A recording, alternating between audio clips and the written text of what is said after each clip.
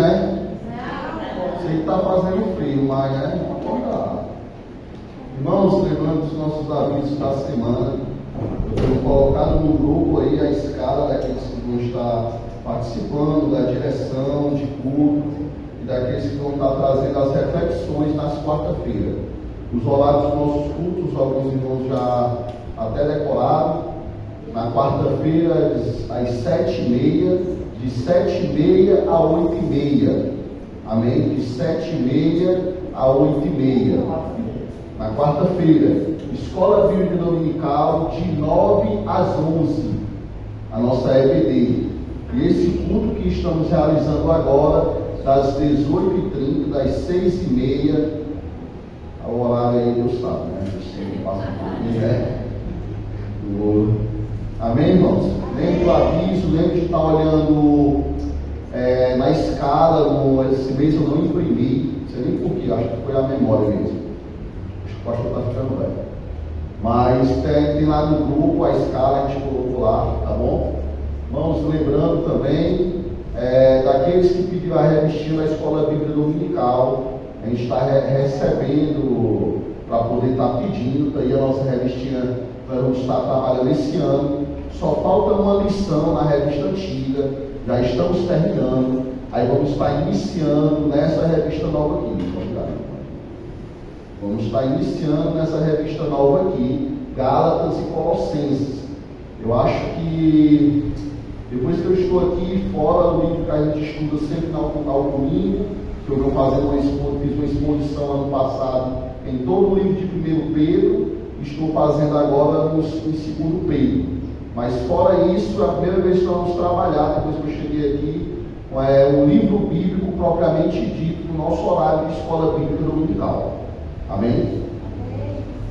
Os professores têm escolhido junto comigo, está trabalhando mais para a vida comum, uma conduta para a vida diária, para que a gente possa estar se aperfeiçoando junto na palavra do Senhor. Antes da gente adentrar na revista, o tempo que a revista chega, nós vamos estar dando também um panorama bíblico, explicando alguns como foi que a Bíblia chegou até a nós, a divisão bíblica. Então é bom que os irmãos já estejam participando para poder estar pegando desde o começo ao entrar nessa revista de Gálatas e Colossenses. Amém? Amém? Dito isso, eu quero estar saudando aqui os nossos visitantes, tem um casal ali que nos visita, o Nicolas e a Carol. Seja bem-vindo, que Deus possa abençoar vocês e derramar a graça dele na vida de vocês. Amém? Amém. A igreja está feliz com o nosso visitante? Amém. Amém. Irmãos, dito isso, vamos abrir a palavra do Senhor, lá em 2 Pedro, capítulo 1. Eu tive fazendo uma introdução, domingo passado, fiz uma breve introdução. Hoje eu vou estar trazendo para a nossa vida algumas aplicações. 2 Pedro, capítulo 1, do verso 2 ao 8. Do verso 2 ao 8. O tema que eu vou estar trabalhando em todo esse primeiro capítulo é o conhecimento e o crescimento em Cristo Jesus. O que devemos aprender e nos aperfeiçoar em nossa conduta diária para com Deus, em uma vida com Deus, aprendendo, adquirindo conhecimento e crescendo através desse conhecimento. Eu falei no domingo passado que a vida cristã ela começa com a fé. Então, o primeiro passo que nós, como crentes em Cristo Jesus, damos é a fé. É a fé, é acreditar, é crer naquilo que a gente não viu, mas saber e entender e crer que o nosso Deus, Ele deu a vida por amor a mim e a você. Então, na caminhada cristã, o primeiro passo que temos que trabalhar é a nossa fé. A fé cristã, a vida cristã começa com fé. Aqui, iniciando no verso 2 do capítulo 1 de 2 Pedro, nos diz assim a palavra do Senhor. Estão comigo, igreja? Vamos ficar de pé em referência à palavra de Deus. Que a graça e a paz lhes sejam multiplicadas no pleno conhecimento de Deus e de Jesus, nosso Senhor. Jesus nosso Senhor, pelo poder de Deus nos foram concedidas todas as coisas que conduzem à vida, à piedade, pelo pleno conhecimento daquele que nos chamou para a sua própria glória e virtude. Por meio delas, ele nos concedeu as suas preciosas e muito grandes promessas, para que por elas vocês se tornem coparticipantes da natureza divina, tendo escapado da corrupção das paixões que há no mundo. Por causa disso, concentrando todos os seus esforços, acrescentem a fé que vocês têm, a virtude e o conhecimento. Ao conhecimento, o domínio próprio. Ao domínio próprio, a perseverança. A perseverança, a piedade. A piedade, a fraternidade. A fraternidade, o amor. Porque essas qualidades, estando presentes e aumentando cada vez mais, farão com que vocês não sejam nem nativos, nem frutíferos, no pleno conhecimento do nosso Senhor Jesus Cristo. Oremos só. Deus amado, Pai bendito, Deus, diante de nós, ó Deus, está aberta a tua santa palavra, pois nos revela, ó Deus, nos dá, ó Deus, o entendimento, que não venha ser eu, ó Pai, mas sim, ó Deus, apenas um instrumento, ó Deus, da tua santa palavra. Abre, ó Deus, um leque de conhecimento e aprendizado para a tua santa igreja. Que venhamos, ó Pai, sair daqui diferentes, ó Deus, aprendendo de Ti, conhecendo e crescendo a tua imagem e semelhança. É o que eu te peço em nome de Cristo Jesus, que vive e reina hoje e eternamente. Amém. Desde já eu quero estar agradecendo as irmãs, o Tiago, Márcio, pela direção de tudo. Amém? Irmãos, observe aqui, que aqui deixa bem claro que nós temos que trabalhar a nossa fé para ter uma vida piedosa, e é através do conhecimento de Deus que trabalhamos a nossa fé. Essa fé é depositada em uma pessoa, e essa pessoa é Jesus Cristo, o Filho de Deus, o Salvador. Logo no início da carta de Pedro, ele afirma a divindade de Jesus Cristo no verso 1 e no verso 2, mostrando que o nosso Deus é o Salvador. E o nosso Deus Salvador não é duas pessoas diferentes.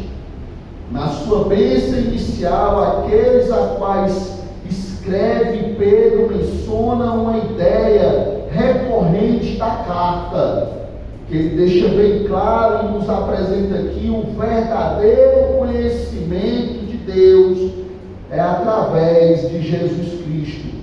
No verso 2, assim como no verso 1, aponta para a divindade de Cristo, pois tanto Deus Pai quanto Cristo são a matéria deste conhecimento, são a razão de querermos conhecer mais de um, que nos leva a entender mais do outro.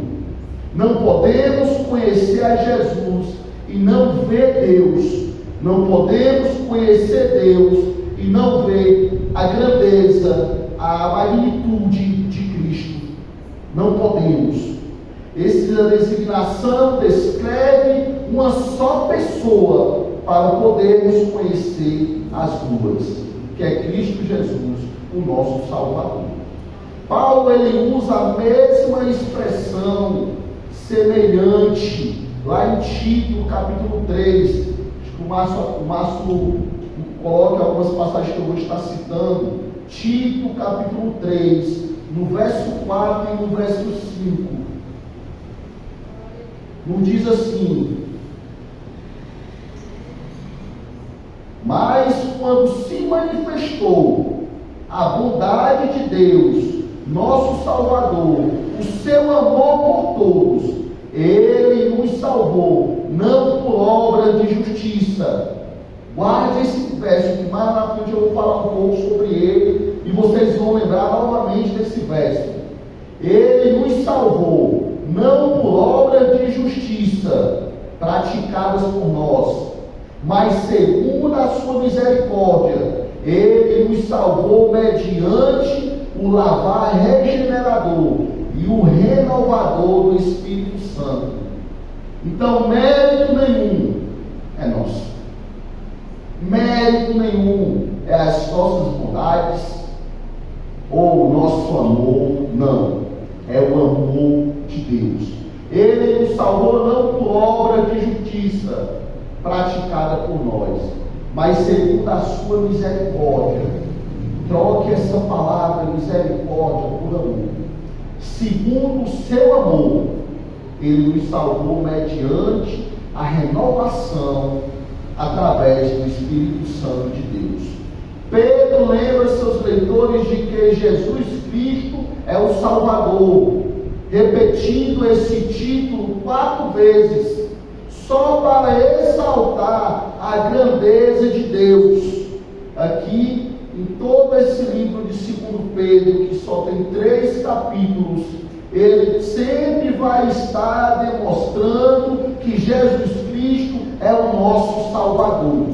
Aqui encontramos verdadeiramente um Salvador, não alguém que ofereceu uma salvação passageira, não alguém que, quando você estava passando por alguma dificuldade, ou estava enfrentando algo, ou estava precisando de uma ajuda quando o carro deu prego em uma rua esquisita, em um canto deserto, e apareceu alguém e te salvou. Ali ele te ajudou e passou. Provavelmente não vai mais ver aquela pessoa, a não ser que tu troque contatos com ela. Mas aqui ele está te apresentando, mostrando que Jesus Cristo, ele é o verdadeiro Salvador, não é alguém que oferece uma salvação passageira. Ele te mostra alguém que te salvou para uma eternidade com Deus. Alguém que te salvou e não vai voltar atrás daquilo que ele fez por ti, daquilo que ele fez por nós. Ele não vai voltar atrás.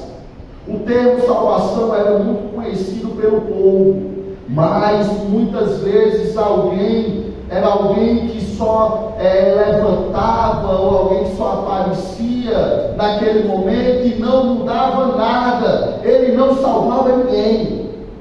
Mas o termo salvação, ele era conhecido do povo, em seu vocabulário significava livramento das dificuldades. E esse título é pequeno para a grandeza de Deus, é pequena para aquilo que o Senhor Jesus fez por nós, é pequeno pela maneira que Ele nos salvou, é mais especificamente um livramento dos nossos inimigos, é muito mais do que isso. Também dava a ideia de saúde e segurança e paz. Essa era a ideia que o Salvador trazia. Mas o nosso Deus, verdadeiramente, Ele traz muito mais do que isso. Não é apenas uma paz momentânea, não, ou uma saúde daquele momento, não. Ele nos assegura uma salvação eterna que não tem fim. Um médico, ele é conhecido, ele é considerado um salvador, pois ele ajuda a livrar o povo de dores e de limitações, de lamentos. Quando você chega em um hospital, sentindo muitas dores, que o médico te atende, te dá um remédio, tu sai dali dizendo: ô médico bom, não é assim? Me salvou, estava para morrer. E agora também, quando é um médico ruim, né, que olha empacotado, esse daí é do SUS, não olho para aqui. Não é assim? Então, aqui ele não está, o médico também, ele é considerado um salvador. Ele é considerado, eu me lembro de um ditado que o irmão Dadinho lá do interior, ele disse que ele bebia muito, né? Aí no outro dia estava para morrer de ressaca. Aí na rede só lamentando, morrendo. Aí chega alguém com um copo d'água para ele, um pedaço de rapadura. né? Que diz que é bom para a glicose, né? Aí dava ele um copo d'água, um pedaço de rapadura, e ele dizia assim: você me salvou, agora já não morro mais. O lema dele era esse: agora já não morro mais. Então, até uma atitude simples dessa, você leva o nome de um Salvador. Um general vitorioso, ele era um Salvador, pois ele livrava o povo da derrota. Até mesmo a autoridade sábia era um Salvador, pois mantinha a nação em ordem e livrava da confusão, da corrupção, do roubo, do engano. Não é difícil entender de que maneira o termo Salvador aplica-se ao nosso Senhor Jesus Cristo. Não é difícil entender, mas é difícil nós compreendermos que nenhuma desses adjetivos que coloquei aqui cabe no que o Senhor Jesus tem que representar para as nossas vidas. É muito maior do que isso. Ele de fato é o médico dos médicos, é o que livra o coração da enfermidade, do pecado. Não só uma dor, mas ele te livra do pecado. Ele é o conquistador, ele é o vitorioso, ele é aquele que derrotou o nosso inimigo maior, o pecado, a morte e Satanás, o inferno. Ele é o que nos conduz em triunfo.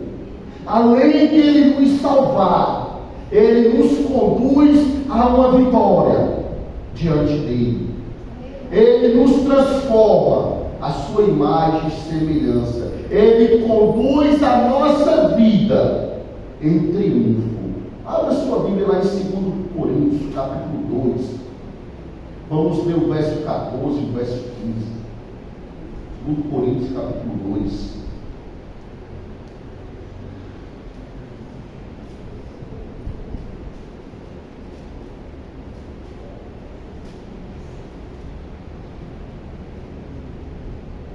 O verso 14 e o verso 15.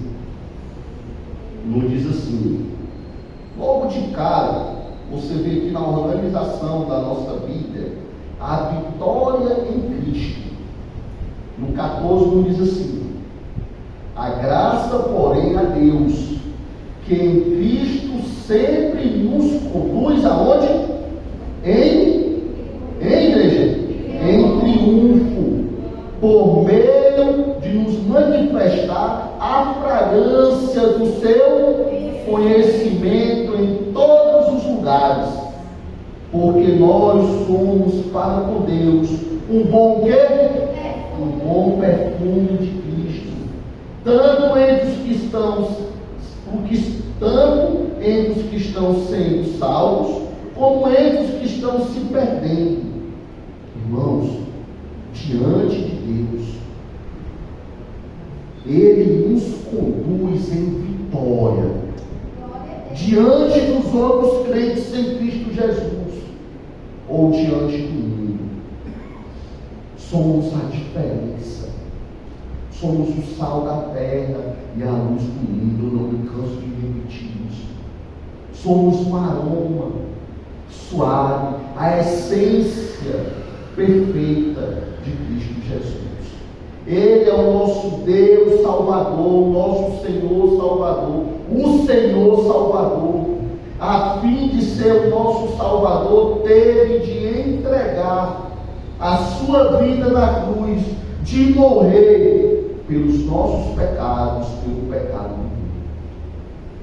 Ele não nos tratou apenas, não nos livrou apenas de uma dor, mas Ele nos livrou do inferno, do fogo ardente do inferno. Com esse pensamento eu quero estar trabalhando aqui 3 pontos para a nossa vida. O Senhor Jesus Cristo, Ele possui 3 bens espirituais, 3 bens espirituais, que não podem ser obtidos, adquiridos a qualquer outra fonte, não, ou de qualquer outra maneira, não. Não podemos adquirir esses 3 benefícios, a não ser em Cristo Jesus.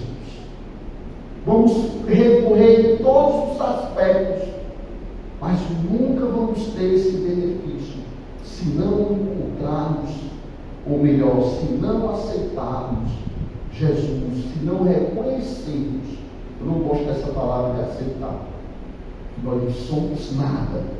Se o Senhor não nos aceitar, e nós não reconhecermos o nosso pecado, não vamos ter esses benefícios.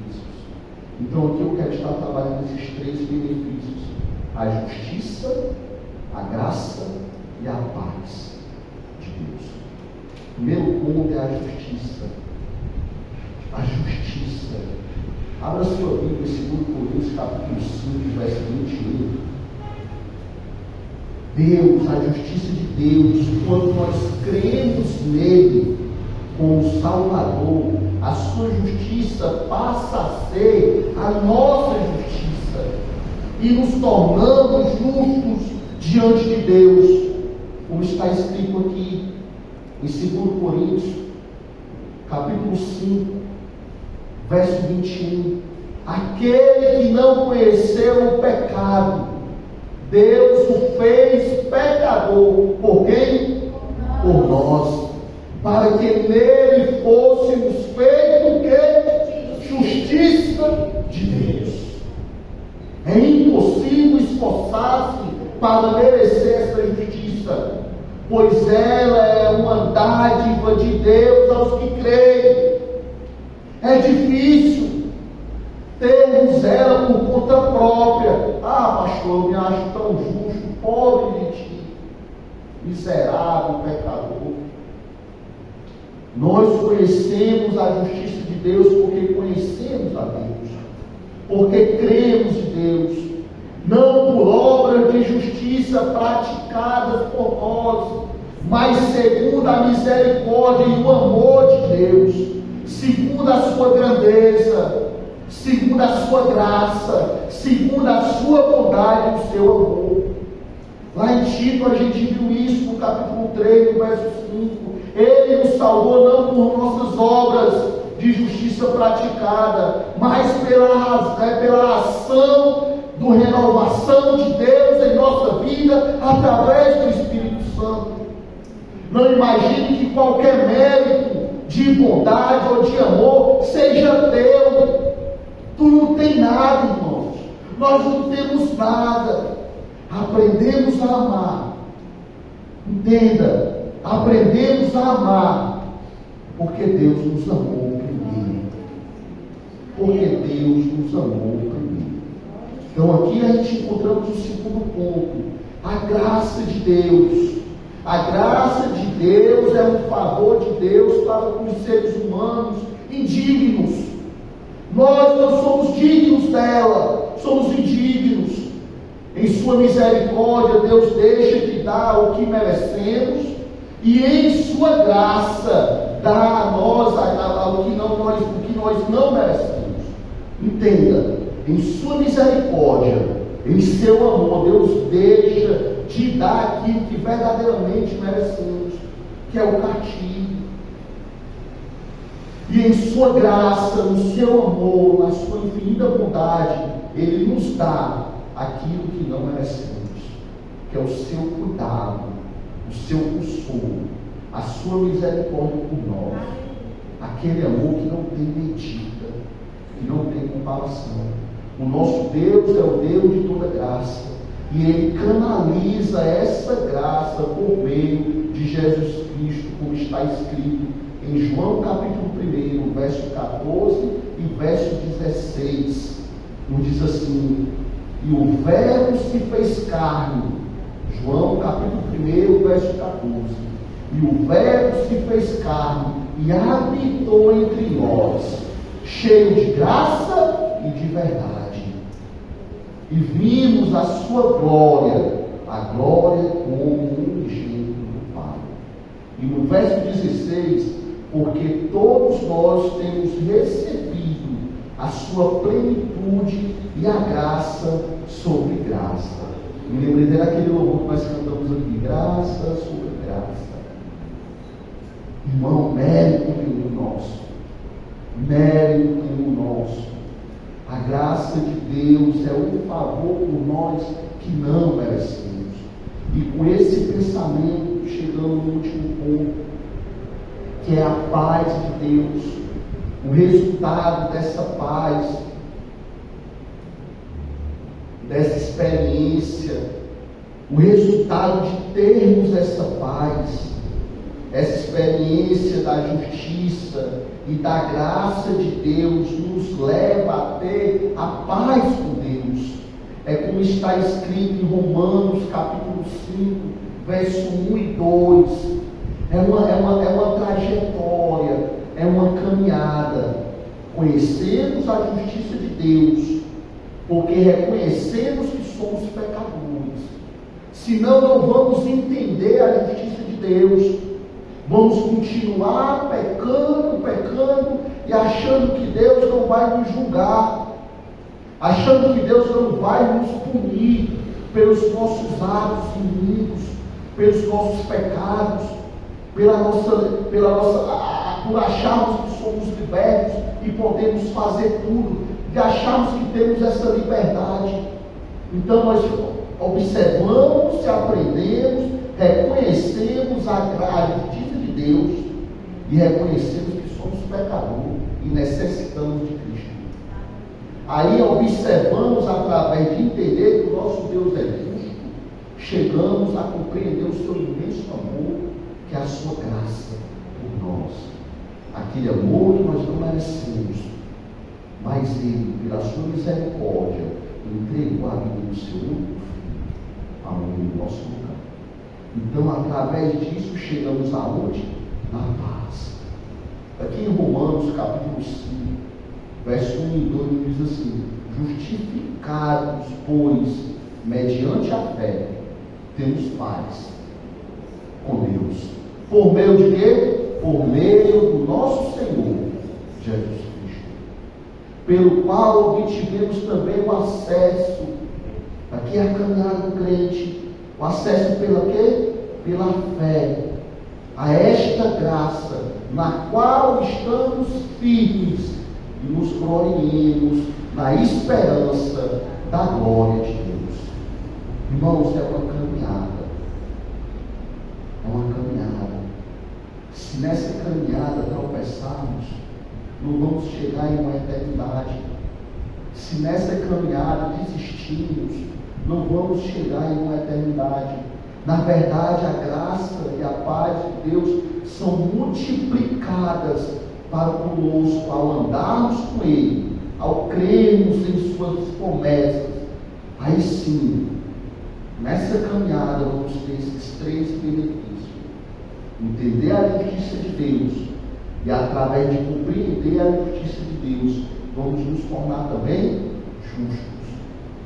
E ao compreender a graça de Deus, o seu amor, vamos aprender também ao quê? A amar. A amar. E a ter essa paz que o Senhor determinou em nossas vidas, como uma promessa. Vamos aprender a ter paz com os nossos próximos, os nossos vizinhos, amigos. E vamos aprender a amar, a perdoar os nossos inimigos. É uma caminhada. Então eu quero estar fazendo aqui uma única aplicação para encerrar essa noite no verso 3 da nossa passagem lá em 1 e 2 Pedro. No capítulo 1, verso 3, nos diz assim: pelo poder de Deus nos foram concedidas todas as coisas que conduzem à vida e à piedade, pelo pleno conhecimento daquele que nos chamou para a sua própria glória e virtude. Por meio dele, pelo seu poder, ele conduz a nossa vida em piedade. A graça de Deus em Cristo é a fonte da vida piedosa. É através dele. A vida cristã começa com a fé no Salvador Jesus Cristo, uma fé na pessoa de Cristo. Não importa se você esteja depositando sua fé em qualquer outra coisa, se não for em Cristo Jesus, sua fé está perdida. Mas quando conhecemos Jesus Cristo, pessoalmente também experimentemos o poder de Deus, e esse poder nos conduz a uma vida piedosa, uma vida plena, uma vida digna. O pecador não salvo, ele está morto, irmãos. O pecador sem ter essa regeneração, ele está morto. Somente Cristo pode ressuscitá-lo dentre os mortos. Lembre-se que quando Cristo ressuscitou Lázaro, lá em João capítulo 11, entre o verso 44 e o verso 45, ele diz assim, desate, quando ele manda ele, sai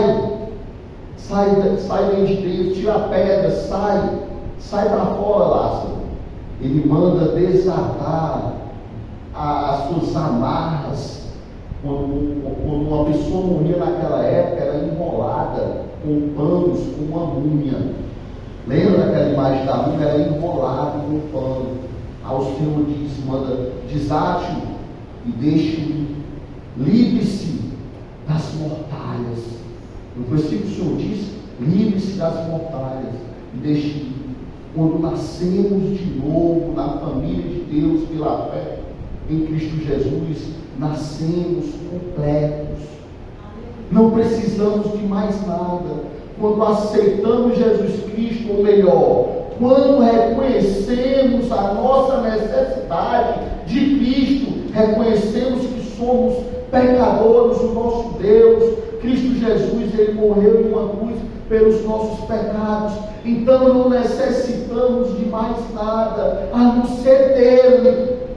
Ele nos diz que somos nova criatura, que tudo se fez novo. Então temos que deixar os nossos maus costumes, a nossa má conduta para trás.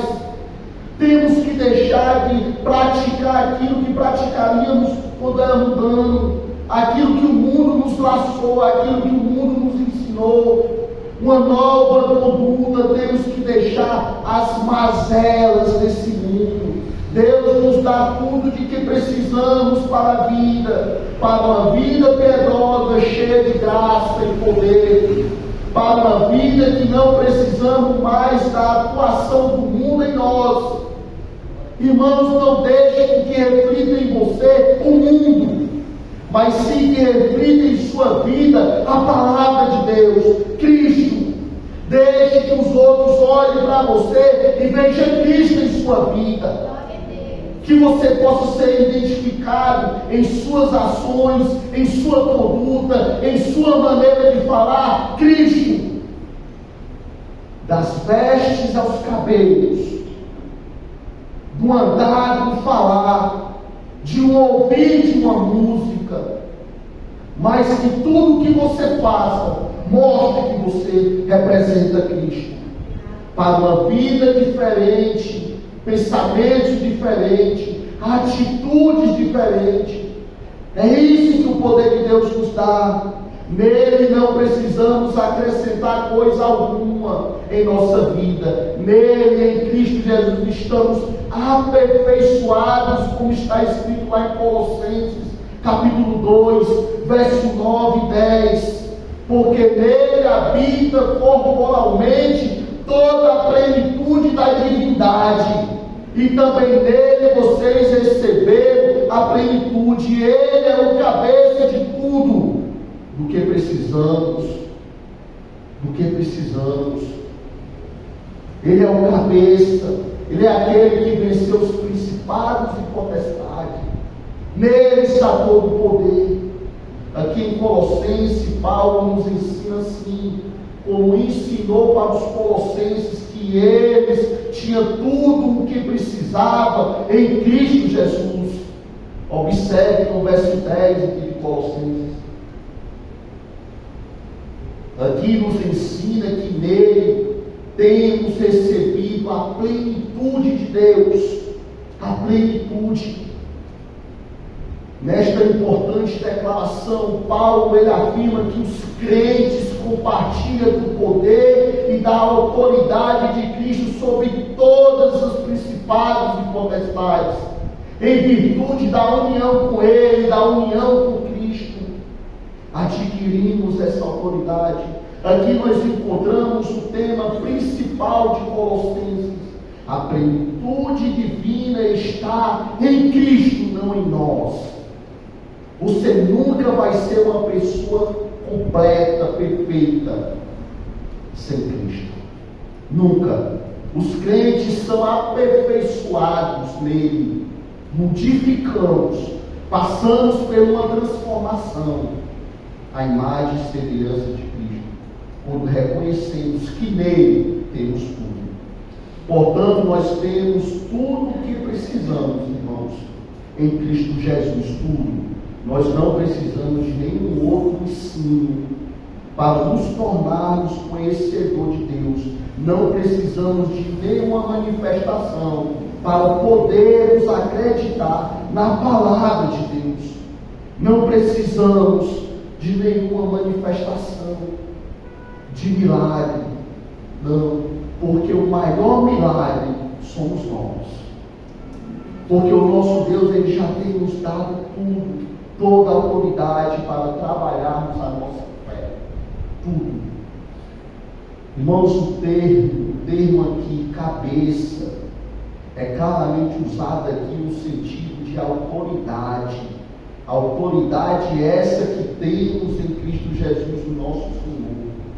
E finalmente, o que eu quero concluir disso tudo é que um dia seremos como o Senhor Jesus Cristo. Fomos chamados à sua eterna glória e teremos parte nessa glória quando Jesus Cristo voltar e levar o seu povo, a sua igreja, para o céu. Mas também somos chamados para a virtude. Fomos salvos a fim de proclamar as virtudes daquele que nos chamou das trevas para a sua maravilhosa luz. Pois quando reconhecemos a justiça de Deus e aprendemos a enxergar a graça dele e temos a paz, temos também o papel de pregar esse evangelho. Não devemos esperar até chegar ao céu para nos tornar como Cristo Jesus. Devemos revelar hoje, em nosso caráter, em nossa conduta, nas nossas atitudes, na beleza da graça de nosso Deus, do nosso Senhor Salvador Jesus Cristo, essa mudança. Não espere, meus irmãos. Não espere, você nem quando é que o Senhor volta, então eu não vou aceitar Jesus agora não. Já ouviu isso? Não tem esse pensamento? Pois como crentes em Cristo Jesus, não deixe a querer falar desse amor, dessa justiça, dessa paz, dessa graça, só depois. Reflita a imagem de Deus em sua vida hoje. Se tem alguma coisa para quebrar, peça para o Senhor quebrar hoje, para Ele transformar em uma imagem melhor. No Michelangelo, ele fez ele pegou uma pedra que não valia nada e começou a moldar aquela pedra, batia, quebrava, lixava, quebrava, por muito tempo. E não conseguiu desenvolver nada, mas já refletia uma imagem. Depois que ele faleceu, encontraram essa pedra, que hoje é aquela figura que chama de Davi, que ele está com você. Vale milhões. Não deixe morrer em ti aquilo que Deus te deu, a vida. Muitas vezes estamos vivos só por estar, mas não produzimos nada daquilo que o Senhor espera que venhamos produzir. Não passamos o seu amor, não passamos a sua misericórdia, não usamos da sua graça, da sua justiça, nos tornamos ranzinhos, ignorantes até no olhar. Uma pessoa te dá um bom dia, não deixe.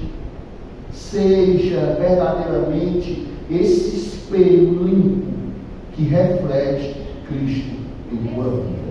Amém? Pois que nós possamos aprender com Pedro Ele aprendeu na pior forma possível, nos seus erros, e foi doloroso, doeu. Quando ele está vendo, observando a ação do mestre orando, ele estava dormindo. Quando era para ele entender que ia ver a graça de Deus ressurreto, ele estava cortando a orelha do soldado, usando de violência. Quando era para ele dizer, Senhor, eis-me aqui, usa-me, ele estava negando a Cristo. Pois não deixe que aconteça isso com você. Não deixe que recaia sobre ti essas culpas que Pedro demonstrou que foi através dela que ele cresceu, irmãos. Ser transformado na dor dói. Ser transformado sem querer dói. Mas é muito bom quando você chega e diz, Pai, usa-me, transforma, modifica, me faz ser diferente. Quebra, Senhor, esse coração duro, cheio de mágoa. Me ensina a perdoar. Me ensina a amar como tu me amou. Amém? Oremos. Senhor Deus, Pai bendito, Deus conosco, muito obrigado, ó Deus, pela atuação, ó Deus, em nossa vida. Muito obrigado, Senhor Jesus, pela tua palavra. Muito obrigado, ó Deus, pela aplicação dela. Nos ensina, ó Deus, e nos conduz em triunfo.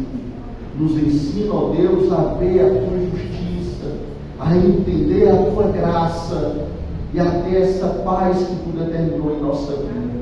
Mas acima de tudo, ó Deus, nos transforma a tua imagem e semelhança. Nos ensina, ó Deus, a praticar, a falar desse amor.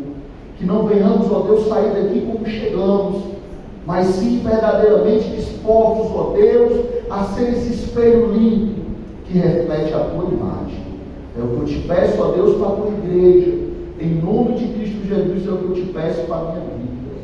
Ó Pai, que a graça e o amor de Deus, o amor do Pai, a ação do Espírito Santo esteja sobre cada um de vocês, hoje e sempre. E a igreja do Senhor diz: Amém. Amém. Amém. Vamos para o nosso visitante, dê um abraço neles. Amém. Amém.